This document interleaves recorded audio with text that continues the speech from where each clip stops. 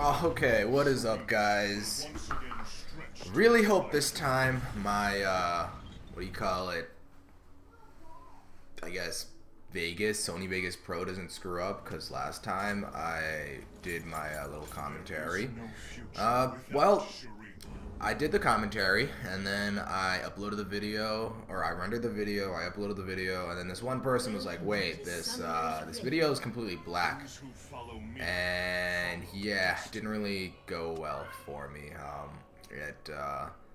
I have, like, right here in my my commentary I did this 20 minutes worth or so, and I lost it all, unfortunately. And hopefully this time, really hoping this commentary little thing doesn't screw up. I don't know why. Maybe I don't know, Vegas needs time to open up the file or something, because right now, like, you guys I can hear the sound going off, like, as this whole video clip's playing, but, like, the screen is completely frozen for me. So yeah, that's a little problem, but we'll fix that later.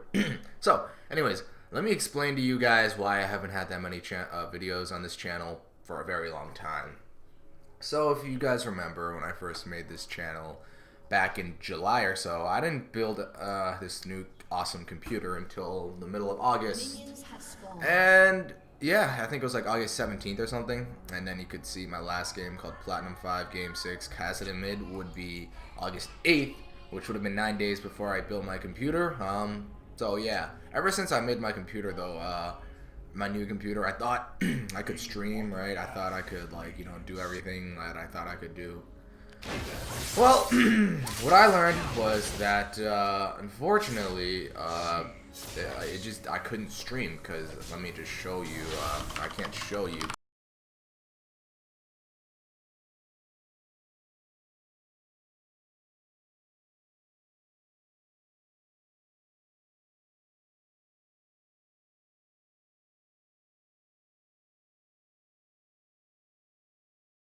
5 megabits down and 8 megabits up. I think that should be around 10 megabits up, but I'm only getting about like 8.7. So what ends up happening is, when I want to stream with the bitrate that I stream with, which is 4500, what ends up happening is that, well, first of all, I have like really high ping. Like, you don't even believe me. Like, if you don't believe me, like, you should see the times I tried to stream. I ping as high as like 400, and it's just not fun. And when I stream with like a lower bitrate, like say 2500 or so, which gives me a playable ping, right? I have like this crazy delay. Like, you don't understand. Like, the delays like 4 or 5 minutes. Like, I've tried this before, streaming with a 2500 bitrate in this kind of game, and not only is the game extremely laggy, but I have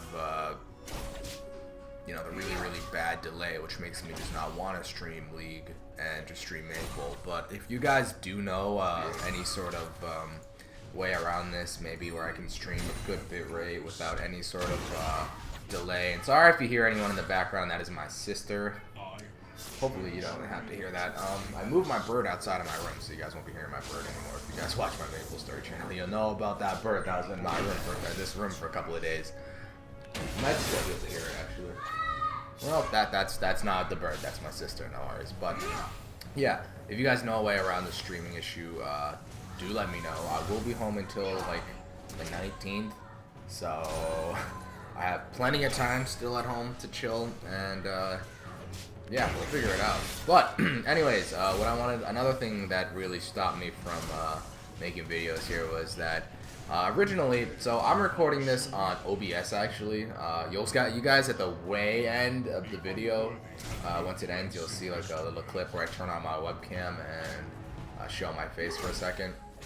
I decided not to, you know, have my webcam on the entire game, because since I wasn't going to be doing live commentary, it would have just been me staring at the screen, like, with, like, you know, my eyes glued to the screen, just focused and, you know, trying to, you know, focus on the game. So I'm like, alright, let's leave the microphone off, or let's leave the webcam off for, you know, out-of-game commentary. So, a couple of things that discourage me. One would be that you guys, like, I don't know about maybe other people, but for me, it's actually very hard to commentate, like live commentary, while playing League at the same time. So this is actually a ranked game right here with Azir. Ganked by Jarvan. I actually do see that. I see that part. I'm looking at it. There it is. But it's very, very hard to be able to like form like coherent sentences while like being engaged in the game. And since I saw that Jarvan flash, I didn't see him coming in, or we would have gotten that kill. What was I saying? It's very hard to form coherent sentences. See, I'm even having a hard time. I'm not even in game right now. So yeah, I decided, hey, maybe I should figure something else out. And what I used to record before I built this new PC on my laptop, I used DX Story to, you know, I'm gonna actually go tell my sister to be quiet, like see if she can be quiet. Yeah, alright, all good, all good. It should be a little more quieter. I just told her I'm recording a video. What was that? Yeah, I used DX Story to record, and it was all good and all, but what it did, you know, ruin was my frame rates in game. Sometimes, like, it just drop a ton in game, and that gave me some issues, but I worked around it all right. Usually, you know, I use fraps for everything else, but if you are following my main channel, you'll know that recently I'm literally, like, OBS is my savior. But yeah, even if you looked at my Kassadin top gameplay, there were instances where my FPS dropped, like, an insane amount. And yeah, it wasn't that noticeable in the video, right? But what ends up happening is that it's just horrible to play in game. Like on the video, it looks decent. I agree, but it's very unplayable if you play it in game. So yeah. Let's see. What else do we have to say here? Well, okay. Well, now that I've found a recording software that works very well, you know, I have absolutely no reason to not put out videos anymore, because I've always wanted to put out the videos. So it was just not, just didn't really work out for me. So yeah, and also, I know many people are watching right now, but if you guys know how to make like any video intros, I don't really have any intro yet for this channel. So if you guys do want to help me out, that would be awesome. Now, regarding some other things, let's see. There were some things that I talked about in when I recorded before, but it just kind of slipped my mind. Let me think. What was I gonna say? I had something I wanted to say. Hold up.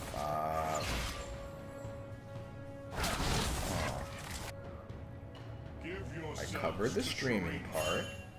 Covered the part about using OBS. Oh yeah.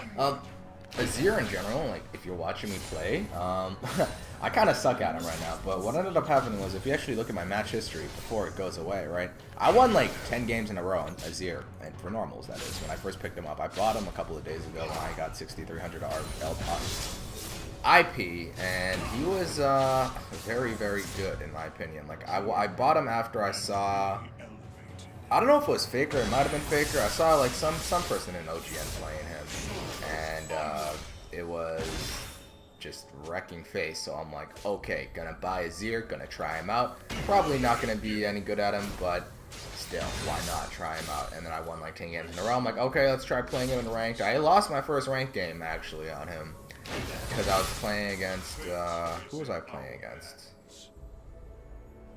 Let me actually check. I can actually load up the match details for that right here. Oh, I just killed Fiora for the second time. I know Fiora is usually a pretty hard matchup for melee, ranged, but I ended up having a pretty good time against her. I didn't really get all the CS, but I didn't die against her, because I'm like horrified against Fiora, because if I die against her, she's gonna snowball so hard. So I'd rather just miss CS rather than dying to her. So let me go on Log King real quick and see if I can find who I picked up, who I played against in my first game as Azir. Let's see. Matches.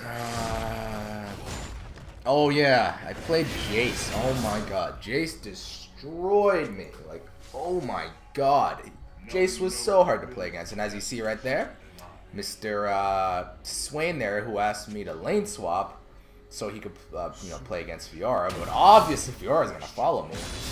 But yeah, he tried stealing my blue. I'm like, Nah, you dare? It's like, I'm an emperor, dog. I'm an emperor. You don't take blue buffs from an emperor, man. Shurima. And it looks like the bottom. Yeah, I got carried pretty hard this game actually. So let me go and see what we're doing right now. I got my little preview on Frat or Vegas is actually working now, so I can see what's going on. So. See, I just bought a Morellonomicon and boots. So yeah, right now I think it's a general consensus that Morellonomicon is better than Athene's in pretty much any scenario. In the first time, like the first commentary I did over this clip, I actually compared it. Let's actually take a look at Morellonomicon, and then let's look at Athene's Unholy Grail. Alright, so you see people who are building like Morellonomicon more and more nowadays, and how people are, some people are actually building double Morellonomicon because just of how good it is. Problem with double Morellonomicon, for me at least, is that, so basically Morellonomicon gives 20 ability power, 100% base mana regen, and if you get 2, you get 200% base mana regen because it's not a unique passive, and 20% cooldown. You get the 20% cooldown as well because it's not a unique passive. The only unique passive of Morellonomicon is the Grievous Wounds, which in this case, like, it's really good against Fiora because of her stupid life steal, and if you can like get her low, Grievous Wounds will prevent her from healing anymore.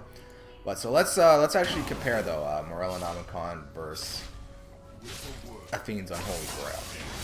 So Morellonomicon gives you 80 AP, 100 base mana, and right there I didn't need a flash actually, but oh well, and 20% cooldown reduction with the Grievous Wounds as the unique passive, while Athene's Unholy Grail gives you 60 AP, 25% or 25 MR, 50% mana regen, and 20% cooldown reduction, and then you know it's passive, right? 2% missing. Stumbling on my words here. 2% of missing mana every 5 seconds, and you get mana when you kill someone. Let's see. Morellonomicon costs 2,100 gold, while Athene's costs 2,700. So if you do like the statistical efficiency, if you look at it on the wiki, the Athene's Unholy Grail is 103% gold efficient without the passive effects, while the Morellonomicon is 147% gold efficient without the passive. So if you think about it, if you're looking at it, the Morellonomicon is actually a very, very gold efficient item. It gives you just raw base stats, which is very good. So having the double Morellonomicon, I do understand it is a very good item, but like with the 2100, I'd rather just get like, I don't know, like a void staff or something, because you know, I feel like there's just more important items you should get. And also, when you get 40% cooldown reduction, what ends up happening is you're capped on cooldown reduction. So anything else you get in the game, like say blue buffs, you don't need blue buffs anymore. They're gonna be useless. And maybe just anything else that you build, if it has CDR, it's wasted. So yeah, I just think that it's just, I don't know, not worth getting 2 of them. I see pros getting them. I see a lot of people getting them, and when they do, like, there's nothing wrong with that. It's just my personal preference, and I don't like it. And Athene's just isn't good right now, unless you're like facing a team that's all AP, and even then, like, I don't know, Morellonomicon's probably better. But as you saw, like there, I kind of got wrecked by Fiora there. I took too much damage from her, and then I had to wall her away, and then I just went back. I didn't even try. Like, she was low, and I might have been able to kill her, but like, I don't know. I hate playing against Fiora. Like, damn, you give Fiora just like an inch and she'll take a mile. And see, like, as she's just coming out of this, I just don't want her to dash onto me because she's just gonna wreck me because I'm Azir. If she gets on me, I'm kind of screwed because I need to, you know, have my own zone control with my warriors. But I don't even know what I'm doing right here. Let's see. The rest of my team's pushing mid right now. I'm kind of getting carried, I'm not gonna lie. I can't see. Have I died yet this game? I see 1 kill, but it's so blurry. It's my screen's very small. And Azir, or no, Swain probably should have gotten a lantern there. But if you watch, he actually plays it out very well. Jarvan is actually a hero and then manages to take out Braum. Then I'm pretty sure I kill Nocturne here. Yeah, I kill Nocturne right there, and then we end up getting. Do we end up getting Fizz? No, I don't think so. Hold up. No, okay. So Fiora comes, and I had to, I didn't, yeah, see, I wasted ult there. I thought she'd continue to chase me under tower, but she ended up trying to chase Thresh, and don't think she got lucky. But as you saw right there, I just bought a Stinger.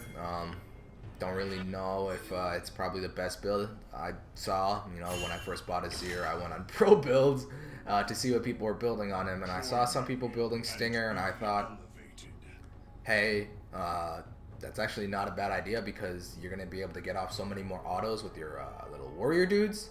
So I built Stinger on him. You know, my personal preference. Probably not the best item. I probably could do better with maybe like Rylai's maybe. And oh my god, ready? There's Swain again. Mr. Swain trying to get you know, the little blue buff. But once again, I think I type it out this time.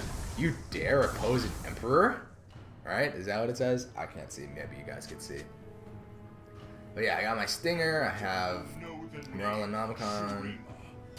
Little Doran's Ring. Oh yeah, let me talk about so season, you guys remember, and as you can see, look at how quickly my warriors attack now compared to before. So last season, season 4, season 2014, whatever, I really wanted to get to Diamond, but it just didn't work out.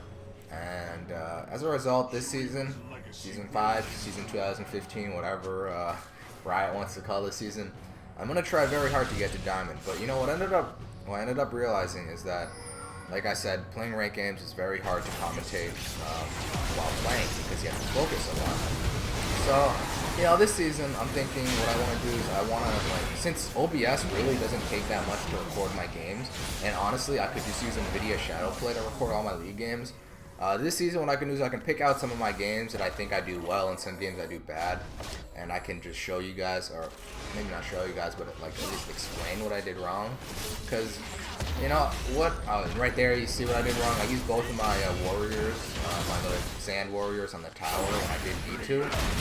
If I had, you know, actually saved my sand warriors because the tower was already dead, we could have killed Jinx there. As you saw, Thresh made a god hook on that Jinx there, but I just didn't have a warrior up, so unfortunately she lived. But what I noticed at least, right, for me is, oh yeah, you see that? I cock blocked that Fizz. The Fizz tries to kill me, but I'm like, nah, I'm an Emperor. But unfortunately, you see, I walk up, I get a little greedy, right? Watch what this Thresh does. This Thresh makes another good hook on Fiora. I'm like, yeah, let's kill Fiora. Not just that man, rest in peace. But here it is. Ready? This Ashe is gonna make a gut. All right, so I'm thinking when this guy first picked Ashe, I was like, damn, like maybe we're gonna have a hard game because Ashe isn't that good of a champion. But just watch. I don't even need to commentate this. Boom, kills Fiora. Easy, and then he sees Nocturne, like, nah, you don't kill my support. Well, he actually kills his support. He's like, okay, vengeance time, kills the Braum, and then boom, quadra kill. Yeah, I got carried. I got carried for sure. Damn, I just lost my train of thought. Oh yeah, okay, I think this is a really good time for me to mention this. As you can see, I was gonna walk top, but I'm like, okay, I'll go mid, but then I'm like, wait, there's nothing to farm mid, let's go top. What ends up happening is I actually just push top with Jarvan, but a large problem I think for me at least, right, is that I just don't really know what I'm doing, or not don't know what I'm doing a lot of the times, but I just don't really have any set plan going on in my mind, you know, because I have a friend who was a Challenger player back in season 4, season 3. He got up to Challenger in season 4, I believe. Got up to like rank 10 or 20.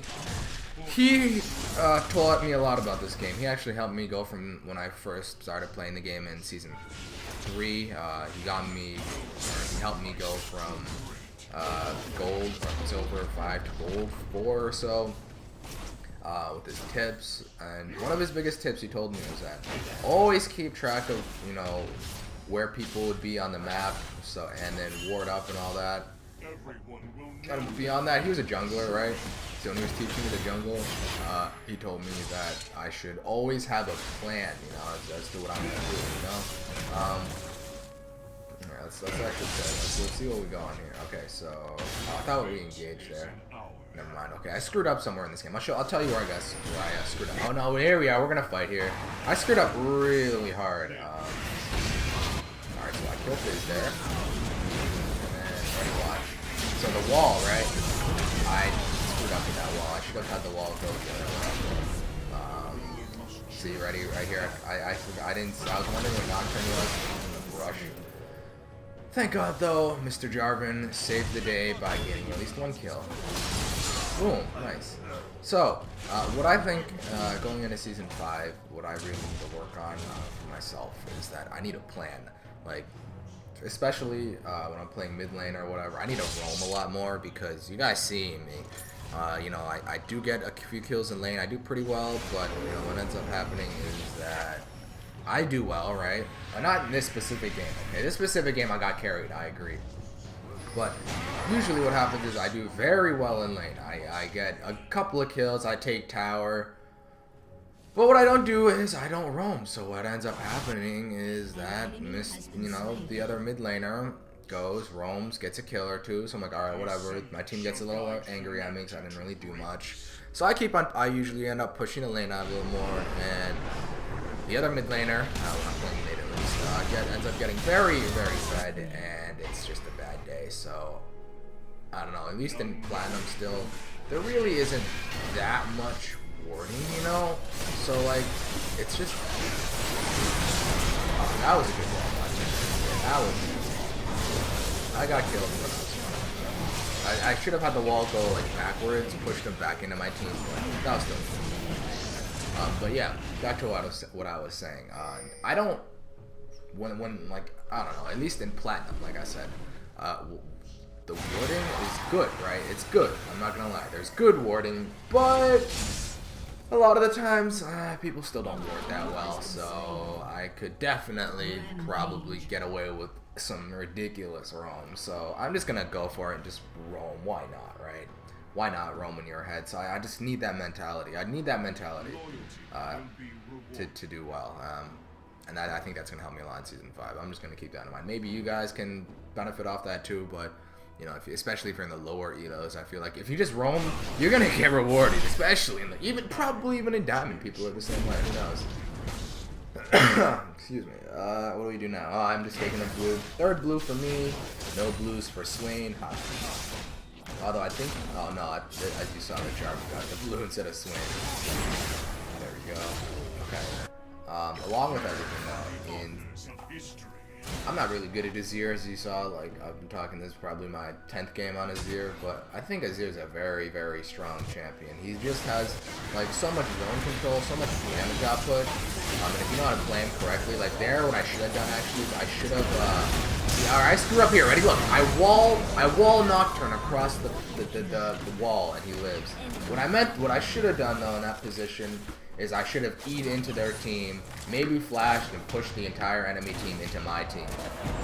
Yeah, that probably would have been the best play, because you saw their Ashe and I both died. And that could have been probably saved. I died because Jinx was firing her rockets at me over the ledge.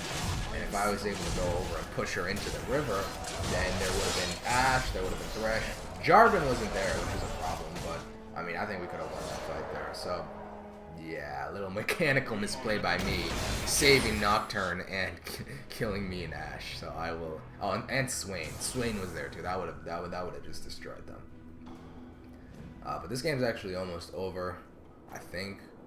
Yeah, there's a couple of minutes here. The game's almost over. As you can see, all the scores on there. I can't really see.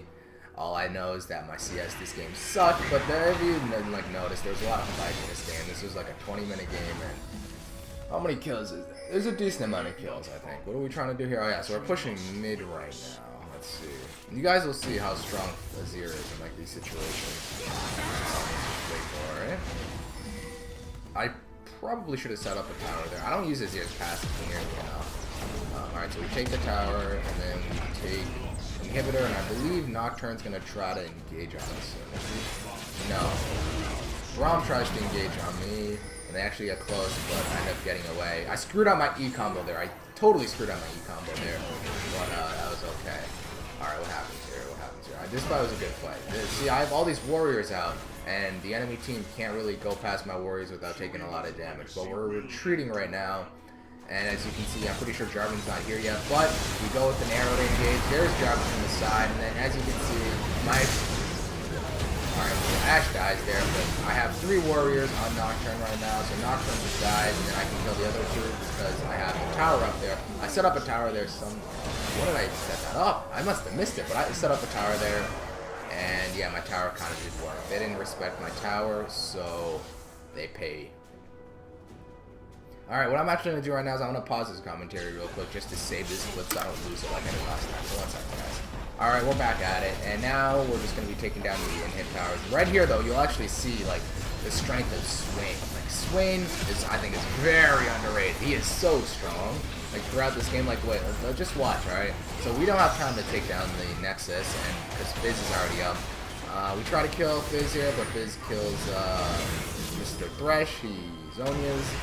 And me thinking that I was completely screwed, because you can see Braum ults and then they engage. I'm like, okay, I'm out of here. I thought Swain was dead, right? I wasn't really paying attention. I just put on my wall just because I'm like, oh well, it'll definitely be up before the next engage. And look at this! Swain just 1v4s. I think he gets one more kill before he dies. Yeah, he kills Caitlyn and Braum, I think. No, I guess Braum lives. Look at how strong that guy is. And alright, so just give him, like, just wait for a little bit. I'm just gonna let you guys know we win this game. But just wait and watch what Swain does in a second. So, basically, I'm gonna go get my Zonias now because they have hard engage. And I'm like, wait, the game's gonna be over. Let's not get a blasting wand and let's just get a large rod. So I go on to, whoops, nope, got another large rod, blasting wand, let's get a large rod. So the game's about to be over anyways, but we decided to go Baron because, you know, why not get Baron to finish off the game strong? So are we gonna... Alright, we're heading over to Baron now. Swain's gonna be up soon. I'll just watch what Swain does. He doesn't end up... Or, I won't spoil it, but Swain's just really strong when he gets fed. I would like to learn how to play Swain, but I don't own Swain. Yes? Alright, ready? Watch. I don't think I'm... Do I look at him what happens? Alright, no. But we'll just see. He ends up killing like many people. So there we are. We're doing Baron. Azir does Baron very fast with his 3 sand warriors. Like, Baron just goes down instantly. And dead. Boom. So Swain killed Fizz, and now Swain's about to kill Jinx, I believe, or is it Braum? I don't know. You can't see because Nocturne ults. So I'm like, is he gonna kill anyone? Is he gonna kill anyone? And yep, he kills Braum. And does he kill Jinx? No, unfortunately not. But right now, as you can see, we're just pushing up. The game's about to be over. So, guys, we're 2015, new year. This channel is gonna make new year. This channel is gonna be awesome this year. We're gonna make this channel a beast. Sorry for all the time that I didn't upload, but hopefully my explanation is good enough for you guys. Game's over now. In a second, you'll see my face cam come up. Wait for it. But hopefully you guys enjoyed. If you did, leave a like, and if you haven't subscribed yet, do subscribe. I love you all.